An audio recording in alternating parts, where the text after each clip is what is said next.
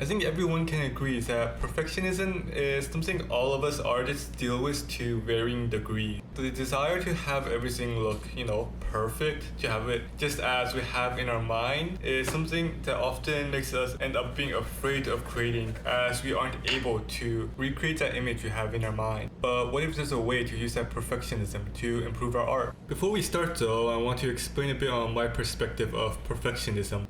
We see professional level art almost every day in our lives, and so subconsciously we end up learning what good art is, even if we aren't able to properly explain maybe why that art is good or very high quality. Over time, we also begin to develop our own personal art tastes. Certain artists we end up liking more than others, and those end up also being maybe artists we feel to be very good, very skilled. And as a result, when we draw, we end up comparing our own art to the art of the artists we look up to, as well as all of the other professional artworks we end up seeing everywhere, even if we don't want to. The unwanted subconscious comparison between our own art against those of professionals is what ends up making us kind of afraid of just creating. But at the same time, I feel it's something we could use to help improve our own art.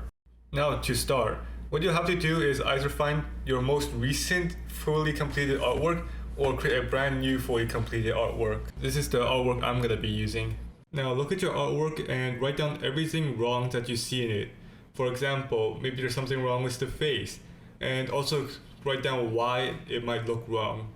Maybe the location of the different parts of the face is in the wrong location. Maybe one eye is too big compared to the other, or the mouth might be too low. You can also note down maybe stylistic changes you want to do. For example, maybe you want the lines to be thicker next time, or to use more blacks. In short, you want to note down everything wrong with the artwork, why, and possible changes that can be made to make it better next time.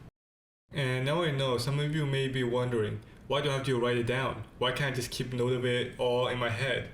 Well, for one, it helps you be more organized and keep track of everything much better instead of just having it all in your head. The second is where, in my case, it makes me more conscious of all of the different issues, errors, and changes that needs to be made while doing the next drawing.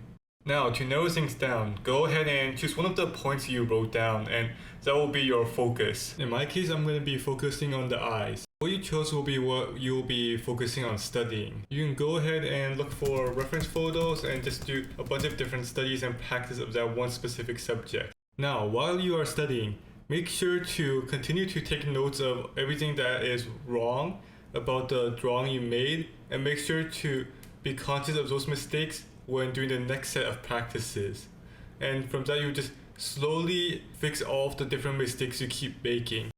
I want you to know that this is a very long, repetitive process that you have to keep doing continuously over a long span of time. This isn't something that will help you instantly become a master within just a couple of days.